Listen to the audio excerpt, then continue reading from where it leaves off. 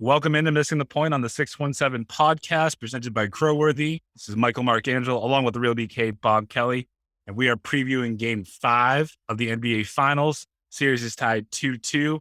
We're also going to talk a little bit about that disappointing Game 4. But before we get into all of the nitty gritty, Bobby, what's your stress level and anxiety level right now? Oh my God, man. Well, it makes it so much worse that there's this extra day of rest in between where like today I woke up and it just felt like today was game day. You know what I mean? It just had Yep. that feeling as soon as I woke up. I was like, oh, no, it's fucking tomorrow. But I mean, I'm not, I was more stressed after the game and at the end of the game. We'll get into everything. I have so much confidence and faith in this team and responding in this next game coming up. Just got that. But the stress level going forward isn't as bad as it was at the end of that game. But yeah, we'll get into everything. But I'm all right. I'm okay. My blood pressure is back down. I no longer have hypertension.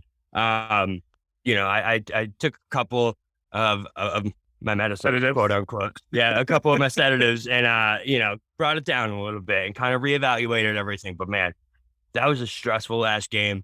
And I just want to get right into it, man. That was such a stressful game. It was the epitome and the journey of the Celtics season fucking wrapped into one fucking microcosm of a game, man. It was a lot. There's so many different storylines that folded out through that game. And it's frustrating to see them get in their own way. Because you guys are right. You know, as much as I like to be like, oh, fuck you guys, blah, blah, blah. They got in their own way, man. And Right. that's the worst way to lose a game. But yeah. Right. So a couple things that I'm going to say, and I want everyone out there to remember that I'm saying this, understanding that the series is tied 2-2 in the NBA Finals, right? So I'm not down on the team and where they've gone. I'm upset because it feels like their losses are like what you just said are their fault. Yeah. Like Golden State isn't doing anything that outside of this world. They're playing better defense, sure.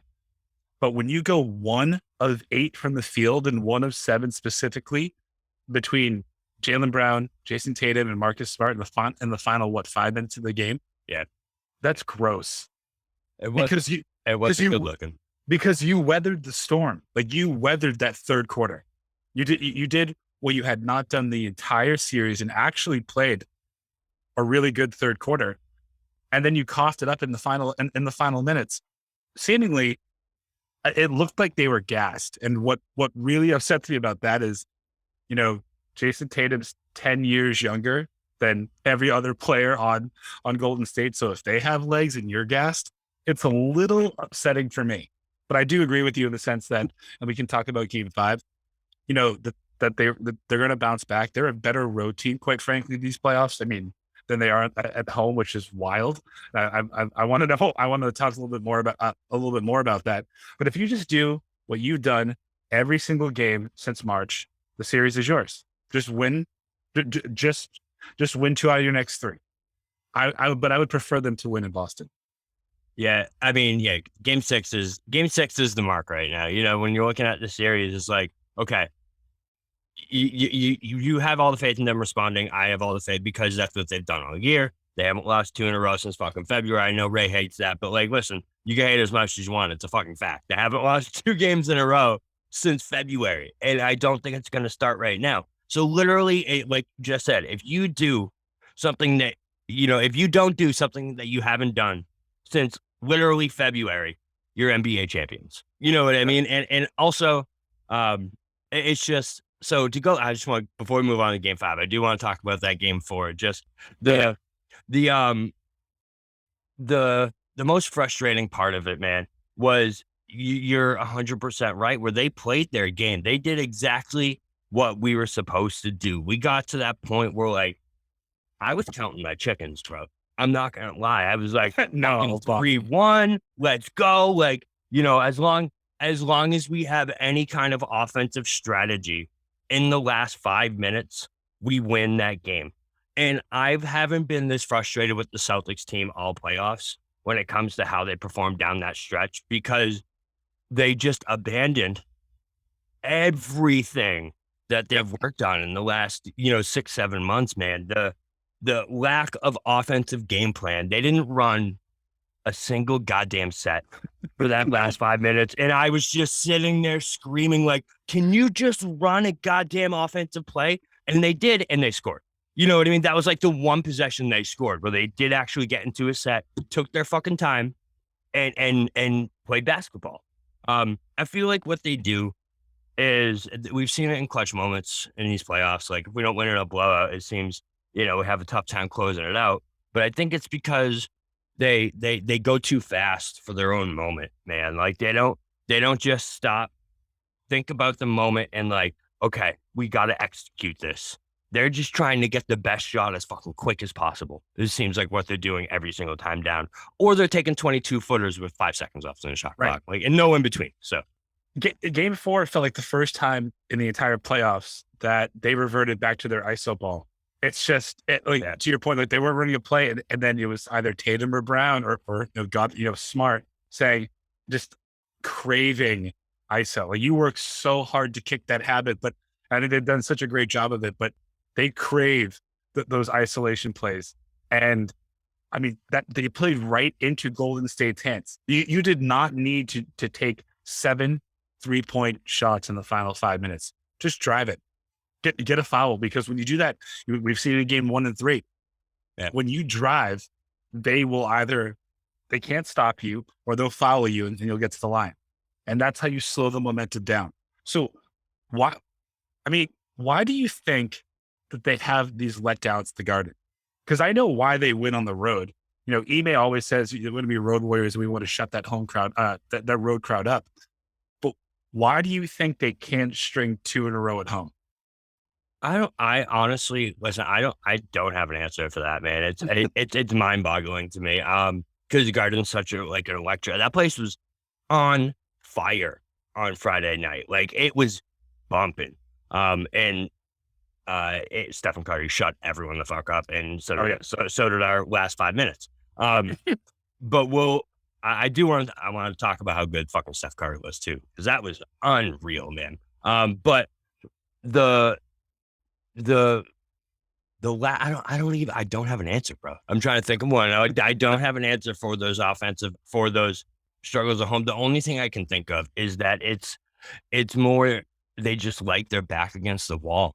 You know what I mean? That's what it's really just seemed to be proven each and every time, is like when their back's not against the wall, they don't slow it down. They don't, stay within themselves and play the basketball they're capable of. If they have an extra game up, they're going to give it up. It's like that closure the Red Sox had. I can't think of his name right now, but if it was a 2-run lead, you better believe there's going to be a home run, and that's going to be a 1-run lead. PK Kim? It might have been BKK. Well, the thing about it, for me, we'll go and talk about Steph Curry. It's so when I think about it this way, yes, you have not lost back-to-back games since February. The Warriors have not lost back-to-back games this postseason. So something has to give, right? And now, if both of those trends continue, then you're going to win the championship. That's why that game 1 victory was so clutch. But I think that what you're going to see in game 5 is a really, really healthy, really rested Warriors team minus Steph Curry. I think they're overhyping his injury a little bit. I think it was probably more of like a freak accident, and he got scared, just like Tatum's stinger. That's another thing I want to talk about. I'm so sick of seeing, and I'm not really sick of it. He's an athlete. I'm not. I sit on my couch. He's a multimillionaire, right? So let's get that out of the way. But every game in the first 5 minutes, he does this whole thing with his arms numb. How much of that is him being scared of it? Because I'm sure that when you hit a stinger, your arm does go numb for about 30 seconds. But then he's doing this for the next 10 minutes, right? And he turns it on usually in the 3rd and 4th quarter. That's typically why later in the 1st and the 2nd, he's silent. So how much of that do you think is mental, and that he's concerned about getting hit again? I think it's A little bit of both, where he is protecting that shoulder. He doesn't seem to be going as hard at it, but I think it's also because it's not. I don't know if it's stinger. I think there might be something else actually wrong with that shoulder, man. Because I haven't seen Jayson Tatum shoot this many air balls his entire career. He's had like 5 in this series alone. So it's just I feel like there actually is something wrong with the shoulder. We're gonna find out about it after the playoffs. But listen, I'm not making any excuses. I'm with Ray when it comes to someone being a superstar. If you have a role player who's injured, he plays like shit. You said him. Listen, Jayson Tatum, you're out there, man, and you're a guy. So regardless of that shoulder, you got to stretch it out, do whatever. You got to shoot better than you have been, man, because this series rests on his back. We're not going to win this series without Jayson Tatum having at least one game where you're like, wow, Jayson Tatum, wow, I love you. It's not going to happen. I love everyone on this team. I love our role players, but like, this. What I love the most about this basketball team is my boy Jayson Tatum. He is so good, and it's been frustrating to say the least to see his shooting woes. However, I have to say he's proven that he doesn't need to score to make the impact, but we need him to. So. I mean, Jayson Tatum is averaging 19 points per game in their wins this series and is averaging 25 and a half points in their losses. Wow. So, but I don't think it's a real injury. When I say real injury, I don't think that it's going to require surgery only because do you think Ime would be playing him 43 minutes a game knowing that there's structural damage to his shoulder? That's true. No, you're right. Structural damage, probably not. And he gets better. Like usually, he gets better as it goes on. Good. Yeah. So let's talk about the elephant in the room. One of the greatest finals performances of the greatest point guard unreal in NBA history. I mean, it's not close. That's over. He is for our generation, or I guess he is for this generation what Michael Jordan was for our generation. I think DK said this 2 years ago on the show. Like, he transformed the entire game of basketball and how we think about it. Steph Curry, just to give you just read this line. He was 14 of 26 from the field, 7 of 14 from 3, 8 of 9 from the field from free throw, which is great. He shot 54% from the field. That is unbelievable. Oh, and by the way, he had 10 rebounds. So he had a double-double, and it wasn't with assists. Dude, that's unreal.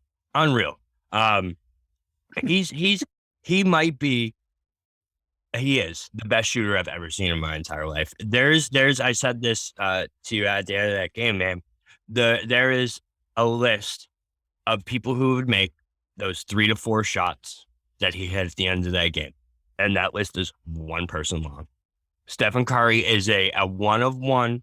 He will never be matched. And that's what we ran into, man. And it was so frustratingly beautiful to see, because I have to say, man, I love watching him play basketball, and it's so frustrating going to my, it's so frustrating because you never expect him to miss. He's one of those guys where if he misses, you're shocked. You're like, what just happened? Steph Curry missed it.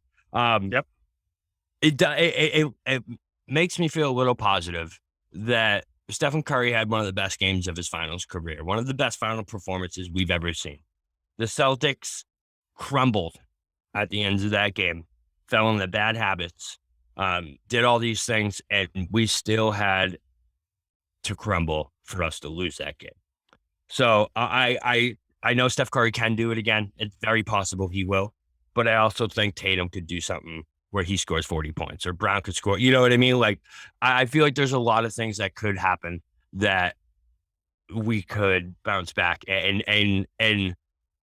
just take the next game, even with Curry scoring 30, 40 points. All right. So if you let Curry go off for 40, what you can't do is let either Draymond or Clay get close to 20 and then one of their bench players score 15 points, because then you're going to lose. Like, if you're going to let Steph beat you, then you need to lock everybody else down. And In game 4, you had Klay Thompson with 18, Wiggins with 17, Poole with 14, and all 14 of Poole's points were daggers. I mean, they just killed you. So like figure it out, because we talked about this, and this isn't me shitting on the Celtics. So just remember that, Bobby. But we've been talking about the Celtics defense, rightfully so, for the last 6 months, and they're the best defensive team in the NBA. Do you know what Steph Curry is shooting in the finals? What? 50% from the field. Yeah. 50% from three. So clearly you can't, like, Marcus is not doing what we thought he was going to do in this series up to this point in holding him. And we would hear that, when Marcus Smart guards Steph Curry shoots 29%. Now we're learning that that's regular season Steph. Postseason Steph is a little bit different. And the one thing that concerns me, not to jump too far ahead, Klay has been pretty absent this entire postseason. Do you know what Klay's stat line is in closeout games in the 2002 NBA postseason? I'm sure it's absurd. every single closeout game, Klay Thompson has averaged 32 points. He's shooting 48% from the field and 43% from threes. So, like, just don't do that. Don't get to that point. You can't let Steph average or make 1 out of every 2 shots that he takes, and then let Klay go off in a game 7. But I don't want to, like I said, get too far ahead. What we're seeing from Steph Curry in this series is 50% from the fucking field, Bobby. Yeah. So I just found one of the most ridiculous stats I've ever seen. So Stephen Curry in game 4 shot better. He shot almost 60% on shots where he was contested, and shot a little under 40, or a little close to 40% on shots where he's uncontested. So in shots where you actually have a hand in this dude's face, where he's smothered, this ball's still fucking going there. Like, he was so good in that last game, man. That's why, like, I know that was so frustrating to see us do that and see everything that happened. But, like, that stretch run, man, you got to give it to Steph Curry in that moment. Yeah. He fed off that crowd. He wanted to shut 20,000 people up. You know what I mean? That was his goal coming into this game, and he fucking did it. With authority, with daggers. You know what I mean? It was unbelievable, man. That one from almost the logo, where there was a screen. We actually fought through the screen. It was amazing defense. We had 2 guys right in his face, and it's almost like in Space Jam when the big fat guy gets smushed on you see the ball fucking pop out, and you're like, no! And bro, I knew it was going in. You know it's going in. That was dagger. That was the game. So exactly like you said, man, we can't let Curry do that again. And if we do, there better be a response to it. We can't rely on Derek White and Al Horford to match what Steph Curry is doing. You know what I mean? That's why Tatum is so key, because of this performance that we're seeing from Steph Curry, man. You have your Curry, we have our Tatum. And coming into the series, you thought it'd be like 1A, 1B, who's the best player in this series. Bro, it's not even fucking close. It's not even close. Steph Curry is by far and away the best player in this series. And that's what's a little scary. I just hope we see Tatum, come close to matching that level in this next game, because we absolutely need it. I mean, 2 things that I want to talk about, because one, that what you just said, Steph Curry really just wanted to shut up and silence 19,000 people. We need Tatum to do that in game 5. He needs to feel that. Needs to be angry. Needs to play with that urgency that I think he's going to. He's typically good in one game of series where he does something where he puts up 35, 10 and 8, or 40, 10 and 8. Want to know what's really scary though? Steph Curry was worse shooting in game 4 than he was in game 3. He was 55% from the field in game 3, and 55% from 3-pointers in game 3. And he only put up, 30? I say only 31. The man's averaging 34 points per game this finals. I think the Celtics are going to win the finals, but if they don't, he's itching to get that Finals MVP. The one thing that all mainstream media has been talking about, the last 3 weeks, that he doesn't have that. But I, he's gunning for it. yeah, he is, and I hate the mainstream media, man. The pressure and accolades they require these players to get nowadays to be great, to be superstars is fucking beyond me, man. Right. I don't understand how you can ever look at Steph Curry and be like, he could get a final. Bro, it was Andre Iguodala played one of the best finals defensively we've ever seen. That's why he got that first one. And there's goddamn KD, bro. Like, you know what I mean? Like, people need to chill out. Okay. Steph Curry has 4 finals. It's 4, 3 or 4? 4, right? 3 championships. Three championships, 4 appearances. Yeah. Yep. And like you said, transformed the game of basketball. Listen, yeah, he should get that MVP. If they end up winning this, I hope they don't. I just like felt a shudder go down my spine even saying it. But even if he didn't get it and that happened, I don't think he has 4 championships and 5 tries. Then, like, what the fuck are we talking about here? Stop it. No, I just mean like, I don't know what I mean. It's great. I know when you direct it towards me. Don't worry. Where's Grant Williams? Yeah, I don't know. He vanished in Game 7 down the stretch against the Heat. That last 3 minutes, that last quarter, really, he was awful in Game 7, and he hasn't came back since. We definitely miss him, man, because those corner threes and those big moments were huge, man, and they were so timely. His defense has taken a step back. He seems to be out of position more now. It's just, I don't know. I feel like the moment's a little bit too big for him. The game's moving too fast. That's the only idea that I have, because he's taken a step down in the finals since Game 7. Do you know what I mean? There's always things that you say to me is that you can't go by the stat sheet, right? You got to do the eye test. Well, I think in this rare occurrence, the stat sheet actually mimics what you see. Oh yeah, he's averaging 4 points a game.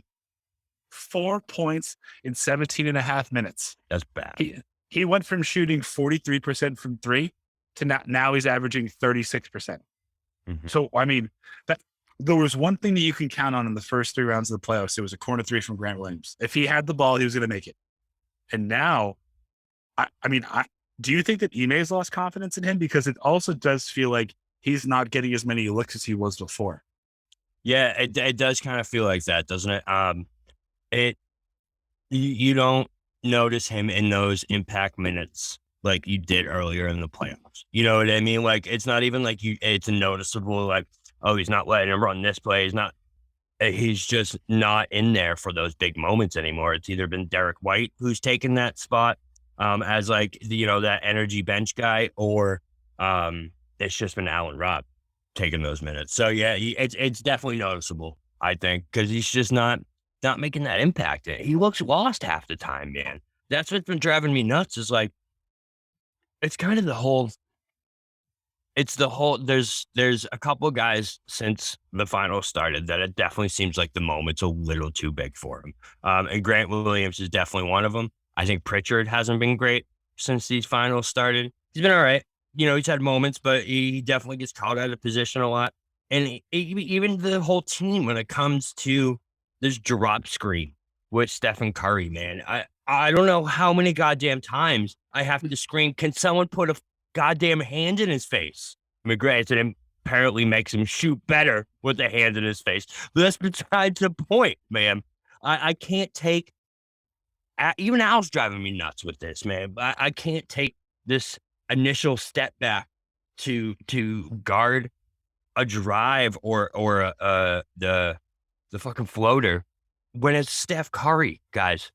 It's Stephen Curry. Someone has to put a hand in his face, because they go below that screen or take that initial drop back, and then they do react quick. I'll give it to them. They're like, oh shit.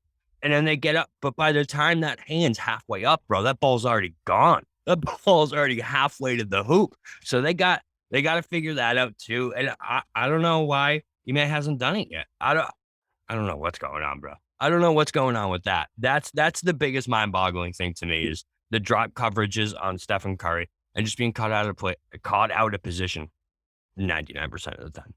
And it's Grant Williams almost every time. The guy that locked down KD.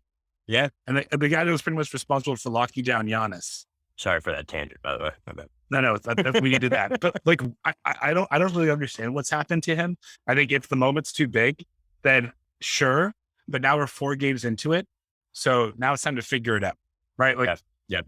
Just figure it out because do you think that it's realistic that we can win this series without one of those types of performances from a role player like we've had in every single series this postseason so far? Not if Tatum's going to be doing what he's doing. You know what I mean? Not if Tatum's not going to be the 30 to 40 point a night guy, or if Jalen's not going to be dropping 25. So no, we need one of them to have one of those games. I mean, we kind of had a game one with Horford and White. They each had 20 point, right? Didn't they both have 20 in game one? Yeah. I think it was like 23 for Horford, 21 for White. And then, yeah, that's been kind of absent ever since, man. And it's just, I don't know. I'm so stressed. Like, game 4, it's the finals, bro. And it's gotten into my head to where, like, I'm just very nervous moving forward. I haven't been this nervous at any point throughout the entire playoffs in the whole situation. And it's honestly just because of how good Steph Curry is and how bad we're reacting to it. And it's driving me nuts. Well, also, it doesn't seem to matter what we're doing with him. So like, just let him go off. Who cares? You know what? If you want him to score, if you want to score 60, great. Just lock down everybody else. Like, he might be able to put up 80, but he's not going to be able to put up 120, right? So literally, just let him go. Because what we've seen over these last 4 games is, to your point, he's shooting 20% better when he's contested. It's wild, man. It's unbelievable. Doesn't make any sense. So before we transition to our game 5, what needs to happen, things of that nature, do you think that Celtics fans that, half of Celtics fans that are critical, the other half are just happy to be here? Do you think that Celtics fans are giving Jayson Tatum like too much grief for his finals performances so far? Because when you think about it, he's averaging 22 points a game. Like, and if it wasn't for game 1, which by the way, we won, and he had 13 assists, 12 points and 13 assists. If he has one of his regular games, he'd be averaging 25 points a night. So, I mean, this is going to shock you. I think that people are they're a little too on top of Tatum right now, because I think in the one game where he did not perform statistically well points wise, he made up for it with the assists. In game 3, he had 26 points, 9 assists. They lost, right? So I think he's actually, we talk about Grant Williams and the moment being too big for him. It doesn't look like the moment's too big for Tatum or Brown, by the way. Yeah, no, completely agree. And I'm so happy you brought this up, because I actually had a little tiff with someone on our Twitter today about Jayson Tatum, because he said that the moment, or game 5 moving in this series moving forward, is going to be a legacy defining, negative or positive, game for Jayson Tatum. That is such a crazy, blasphemous statement to me, that like no person at the age of 24 years old in the history of the NBA has ever had a legacy defining moment, unless it's a positive legacy defining moment, when they're 24 years old. Do you know how much basketball this guy has left in him? And you're saying this is it. If he doesn't do this, his legacy is guys, just cut it out. Stop. I can't do it anymore, man. The idea that this run could have any kind of impact besides a positive impact on how we look at Jayson Tatum and of who he is as a basketball player is blasphemous. It's blasphemous. He's beaten KD, Kyrie, Giannis, Jimmy Butler, And now it has Steph Curry 2-2 after Steph Curry's going absolutely bonkers in this series. It's just like, guys, can we just pump the brakes and just kind of do what we're telling the Celtics to do? Pump the brakes, look around at the moment, and just realize how special it is, and just do what we've been doing, man. It's crazy. Yes. So to round that out, yes, I couldn't agree more that people need to chill, because at the end of this series, win or lose, you got to look back at this run and be like, Tatum took another step towards being that superstar player. And listen, he's first team All NBA. He has driven this team this far for so long. And that Celtics Nation, man, that dark side of Celtics Twitter just bails on him at the first sign of trouble. It's crazy. So now I'm going to play a little devil's advocate for you before we go to break, and then we come back and we preview Game 5. Now I don't necessarily fully believe what I'm about to tell you, but I'm just going to say it anyway. Like, you list KD and Kyrie, that team wasn't that engaged, right? And besides them, they didn't have anybody else. You mentioned Giannis, Middleton wasn't there. You mentioned the Heat, injury riddled too. This is their first, and some would say that this is their first team that they're facing that is pretty much 100% healthy. So now he needs to show up like he did every single one of those series. Now, I told you this back in April. You can go back, show notes. Once they're playing in June, like, I'm in. It doesn't matter. I truly didn't care if they got swept in this series, because they got here, and now that is another step forward. But this is the first team that can shoot with them, can play defense with them, and can play in the paint with them. That hasn't happened throughout this entire postseason. So he needs one of those games. Now, I'm not saying it's a legacy defining game, because if he drops 60, in Game 5 and they lose the following 2 games, oh my God, that's not on Jayson Tatum. No, that's not his fault. Imagine if he dropped 60 in Game 5. Oh my God. You're a stack of happy tissues, bro. Just so many happy tissues. It's just crazy to me, man. You know what I mean? Like, you look at I get what you're saying. But no, you disagree with it. But no, yeah, but just wholeheartedly 100,000,000% no. It doesn't matter. So the way in all those series, the Celtics also had injury woes. Robert Williams still isn't 100%. Marcus Smart's clearly not 100%. Like, listen, though, this is the NBA Finals. Giannis got his championship because Kyrie and Harden were out last year, and KD got his goddamn foot on the line. But we don't talk about that. We talk about Giannis winning a championship. Okay, so just like, I'm not. I don't think. Yeah, it's just stop. You know what I mean? Like, I'm sick of all the narratives. I'm sick of, guys. Jayson Tatum has led us to being a best of 3 for the goddamn championship, for what we watch for, what we live for. Like, this is the moment.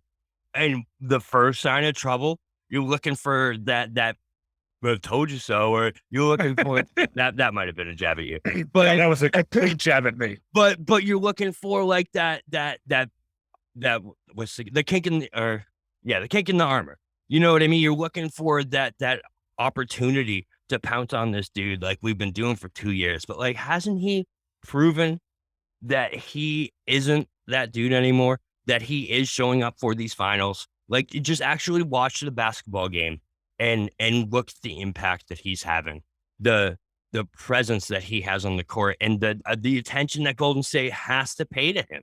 You know what I mean? Like, it's no shocker that he's having one of his worst shooting percentage series so far, because they're throwing the goddamn kitchen sink at him. Andrew Wiggins is in his face 99% of the time. And if he's not, there's someone coming off a screen, or there's someone coming to help defense and double team Tatum.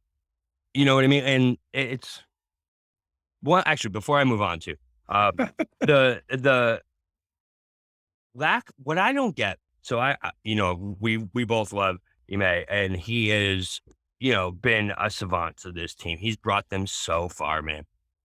I don't understand what he's thinking when he doesn't just go to, like, I know we hate ISO ball and all this shit, but like, listen, man, sometimes there is a time for ISO ball and there is a time for you to just play the offense through Jayson Tatum and let this dude cook.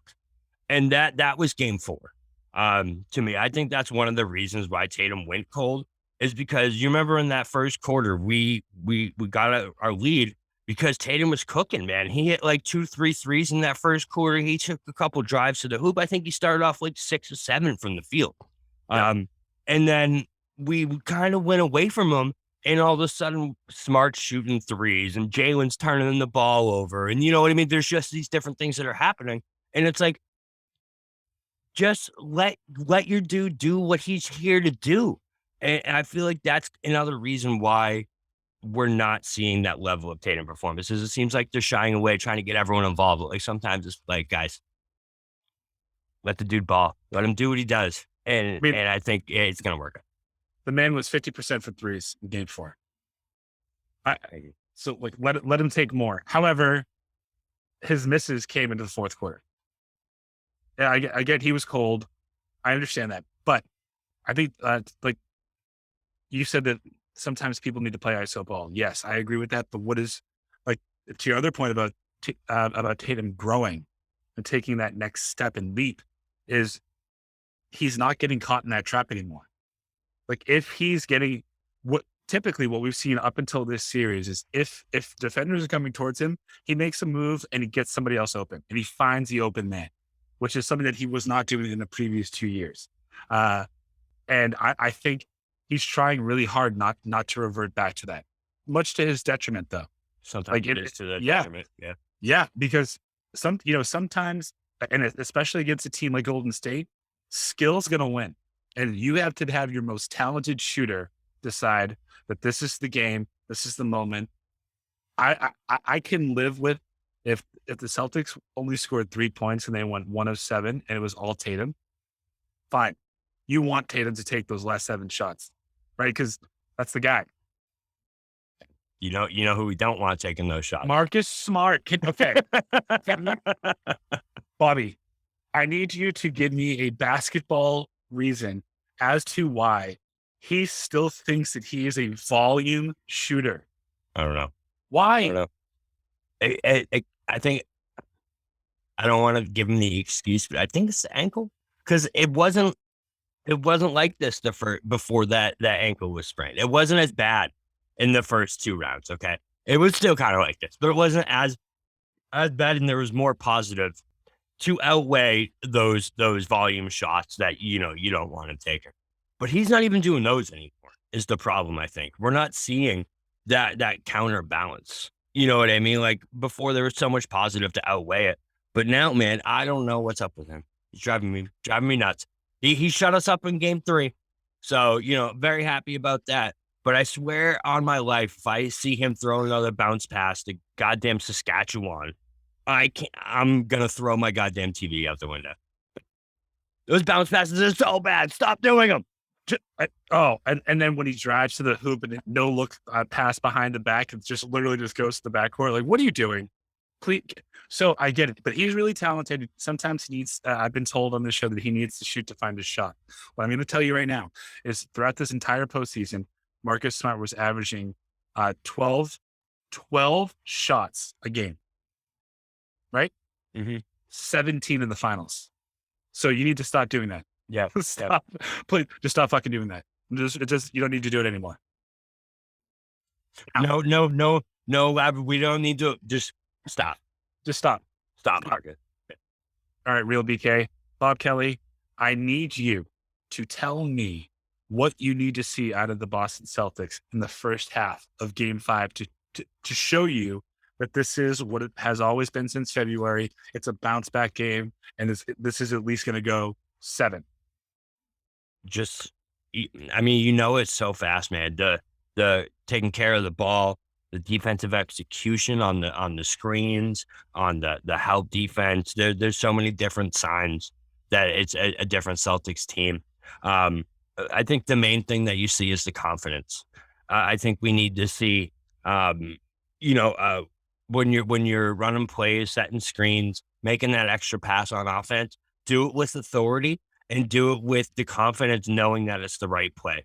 And I feel like what happens is they get kind of hesitant, they get in their heads and they don't want to fuck up. And then they do. You can't have that in this game. This is your guys' moment. Time to fucking take it and run with it, because this is it, man. This is a big one. You know, we were sitting here for game 4 being like, oh my God, this is unbelievable. Like, I'm so stressed out. Tomorrow's going to be a different level, man. And it's a big moment. I'm pumped for it. But yeah, that's the main thing they have to do, is show up and execute immediately out of the gate. You can't let Golden State get that confidence, especially at home. And you gotta play your brand of basketball. It's what's the stat? The 16 turnovers. If they have over 16 turnovers this postseason, they're like 4-5 or 3-6 or something like that.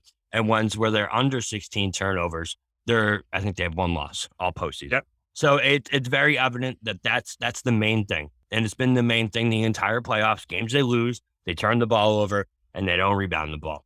Games they win, they do. So that's the main thing. If they're not turning the ball over and we're seeing the hustle and the domination down low in those offensive rebounds, we're in business. So what happens if they have 8 turnovers in the first quarter, game 5? I'm gonna be very stressed. But they gotta stick to it, man. At that point, it's weathering the storm. If you're doing that, you gotta weather the storm and keep that game close. Because again, when it comes to nut crunch time, except for game 4, that was the outlier so far. This team has responded. You know what I mean? They've outscored the Warriors in every fourth quarter besides game 4. They've outscored most teams they play in the games they win in the quarter. Are you sure that they outscored them in the 4th in game 2 when they got blown out? Yeah, all right, fine. In the games they've won, they've won that fourth quarter decisively, and they're outscoring them total in this series so far in the fourth quarter. That's what I meant to say. It wasn't, but yeah, it's gonna be so. They better not fucking turn the ball over 8 times in the first quarter. Why'd you even say that? I know it's gonna be held against me, but so in the games that they've won, the Celtics are shooting, I think, 50% from the field. The games that they've lost, they're shooting 39% from the field. So tell me more about why that is, and why we know that this game, where we fully expect that they're going to come out shooting and they're going to shoot well. Do you feel like that they run different offensive sets and defensive schemes in these games, or do they just execute? Is it just that they're open? It's execution, in my opinion. Yeah. It's the crispness of the play. It's, when the Celtics aren't playing well and they're in that mode of just being kind of discombobulated, you can see it. You know what I mean? It's so evident to the eye, and then when they are, bro, the difference and the confidence that I had in the shots that were going up in game 3 and game 4 is night and day in that third and fourth quarter. You know what I mean? So it's the third was pretty good, man. Like they did okay in the third quarter in game 4 for the first time ever this series. Yeah. I don't know. I'm so nervous, bro. When you started the show, you were like, "Yeah, I'm doing okay." Like the more I talk about it, the more like this brain comes like, "What if they do?" But no, they will show up. That's where I'm at, though. You know what I mean? The defense and is the number one thing to me that we're gonna see show up in this game. I don't think that we're gonna see Steph Curry score 40 points. I think this is the game where you do see the Celtics defense start swarming again and start to look like that defense that we saw for the first 3 rounds. And that's going to be the reason that it goes down in game 6 in Boston, in my opinion. Would you double him? Because I wouldn't. No, because I'd almost not even put anyone near him and just let him figure it out. Go ahead. Yeah. I mean, I would, because what I fear most, and I don't think that it's going to happen, but it feels like it's boiling up to this point. I don't know if he has it left in him. If Draymond has a game where he puts up like 25 and 12 and Steph doesn't put up 40, but he puts up 35, and he's averaging 34 points a game, and Clay puts up 18, you are now requiring Jayson Tatum, Jaylen Brown to put up 50 points, like that, or 60 points. And then the rest of them have to shoot pretty well. Yeah. So that's not going to happen though. Draymond's right. not going to 25 points. I can guarantee you that. Not to shoot that down immediately. Yeah, 100% I would bet on that all day, every day. Draymond Green is not scoring 25 points in this game. And so when we talked about Curry, I think something they could try. It could backfire on him, but with Draymond playing like he is, right? He got benched at the end of game 4, and that's when they took off, when Draymond wasn't on the court. So, like, if Draymond's on the court, why don't we trap him?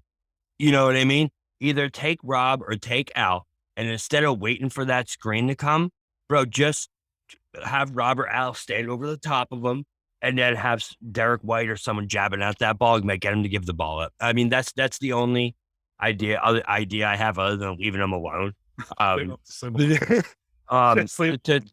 something with him.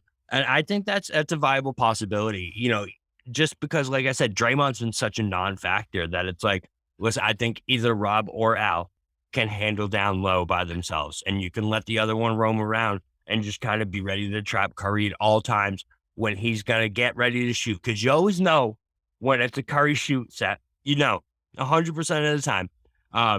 Get up there and just get in his face. Don't let them set that screen and try and fight through it, because obviously by the time you fight through it, by the time you go under it, that ball's already in the goddamn basket. So also stay out of foul trouble in the first half, like as much as possible, because what they have not been able to do, because, you know, Jaylen, Marcus, you know, Jason's been pretty good with the fouls, but when they go on that third quarter run, it's because we can't play that type of defense, because Jaylen already has 3 or 4.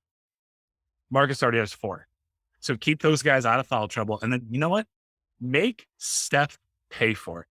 But I don't want him to get hurt, but make him earn it. So get in his face, throw him around a little bit. Don't get a flagrant, and be really cautious about this being in Golden State and the refs. But if he feels like, and as he should, that he can do whatever he wants to you, so let him know that that's gonna come at a price, right? And rough him up a little bit. And make Clay fight for the ball too, because if you give him open shots, sooner or later he's going to start hitting them. But when he has to run through screens and try and get that ball, you see him, he's gassed. He's absolutely gassed. So this is the time to be a little bit more physical than they have been in the first 4 games, in my opinion. Yeah, 100% agreed. We've been saying that since game 1. Remember, there's a foul on Curry in game 1 where you're like, that's what they should be doing every time this dude goes to the hole. If he's going to be driving on you, you got to make him think about it every single time. Be like, do I really want to take that contact going to the rim? I couldn't agree with that more.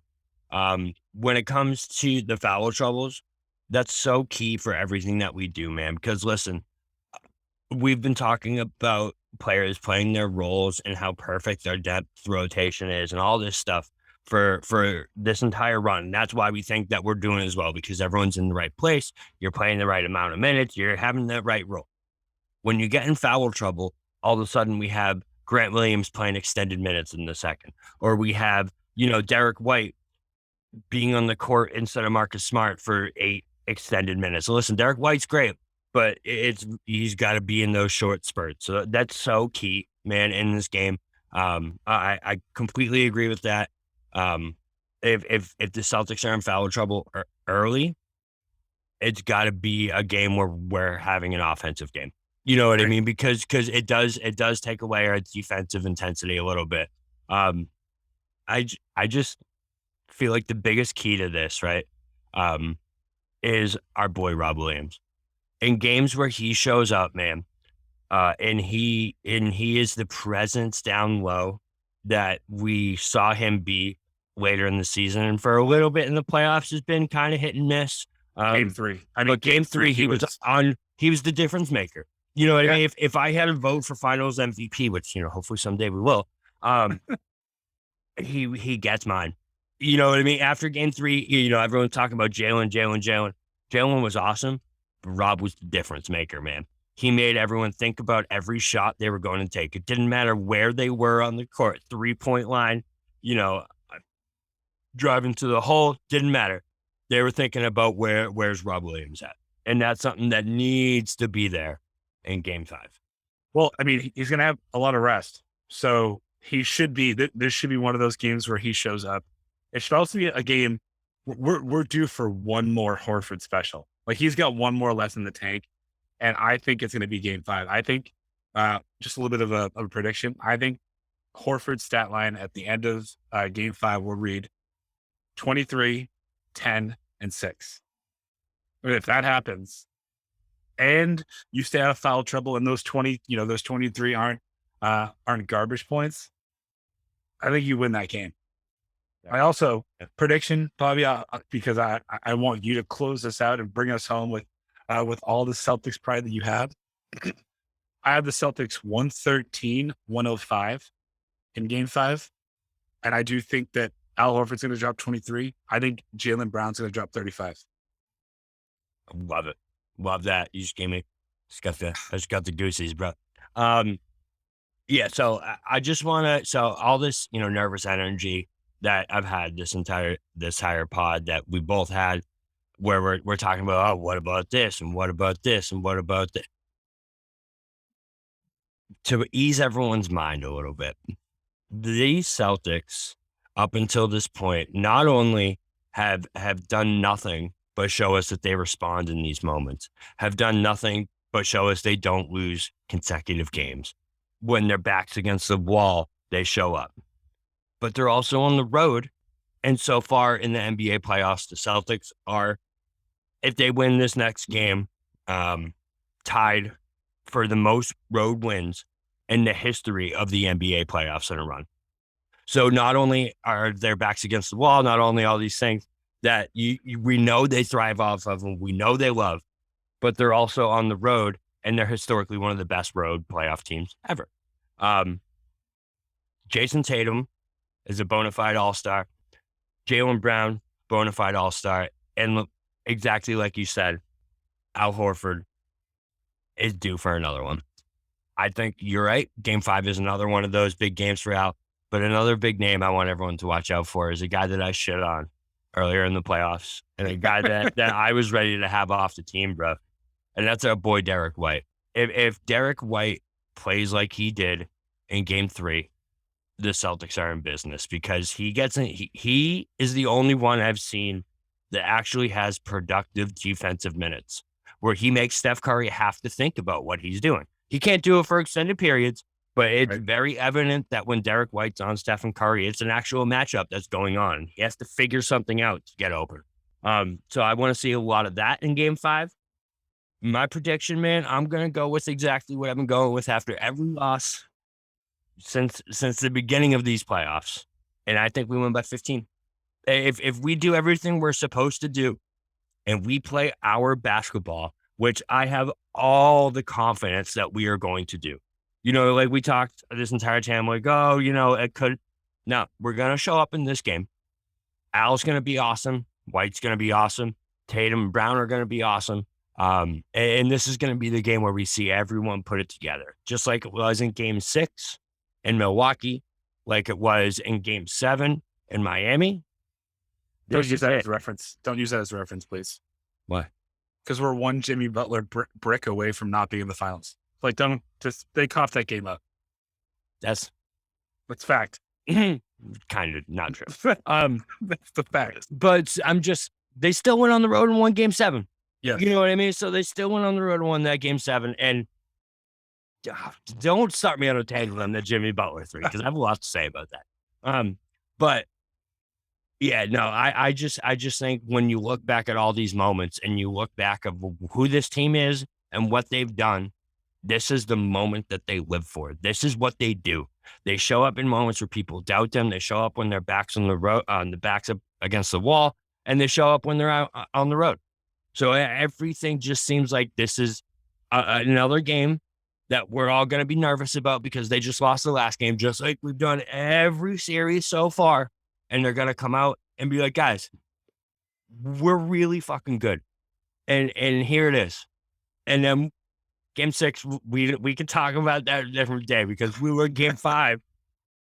Oh, I'll be so goddamn nervous for game 6. But game 5, man, I'm telling you, we won by 15. I'm going to say 125 to 110. We'll make it even. Can I just ask right now, with how confident you are that they're going to win game 5? How confident are you that if they win game 5, they're going to win game 6?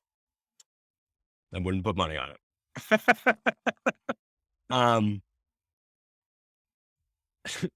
actually said this after So good. after the going into game 4. I went out to see my dad, and we were talking about it, and we were talking. I was like, yeah, we were getting work done on the car. It was there's a whole never mind. But I told him game 4, I'm like, we're winning game 4. We're winning game 4. There's no doubt in my mind. Game 3. We're winning game 3. There's no doubt in my mind. He won game 3 and he texted me, "Oh, you called it." And I was like, yeah. Well, we'll see about game 4. I'm like, listen, I may portray all that confidence, but I was not confident going into game 4 because this is their script, man. This is what they do. It's what they've done all playoffs. And they go out, respond to adversity, sit back a little bit, kind of choke, do whatever they do in their Celtics fashion. And then we're like, oh, goddamn. And then they do it again in the next game. They win by 15 or 20 points again. And then they do the same exact thing in game 6. It's what they do. And I just don't think that we should be getting mad or getting nervous about the team that they are, because it's proven that this is literally who they are and it's who they have been. So that's why I have so much confidence in game 5. Like I said, at least a 10-point victory in my head. What is going to like? Okay, so who's going to be your star player for the Celtics in game 5? Tatum, man. Especially if that tweet gets over 100 likes. Everyone get out there. Like that tweet. We got a 40 burger. The universe sees it. Jayson Tatum. You know what I mean? That this is his game. This is the game all playoffs that we've seen him respond, that we've seen him had these big games. He had that game 5 or game 6 in Milwaukee where he scored 40 points. I guess he just funded all Brooklyn. But this is the moment for Jayson Tatum to take a situation where everyone's doubting him. Again, we're having the same goddamn conversation where everyone's doubting him, and he's just going to show up and be like, listen, guys, there's a reason I made first team All-NBA. And that's because I'm a baller. I'm going to score 35 to 40 points. So he's the guy. I know it's the easy answer, but it's the right answer. Jayson Tatum needs to have a big game in this game. 100%. He has to. I have nothing to follow that. So we both have our predictions. We both think the Celtics are going to win game 5. It's going to be a tough, and we'll be here talking about how tough of the game 6 is going to be, how anxious we're going to be, and how Bobby's going to need sedatives. But until then, for the real BK Bob Kelly, this is Michael Marcangelo saying thank you so much for listening to Missing the Point on the 617 podcast. We'll talk to you guys later.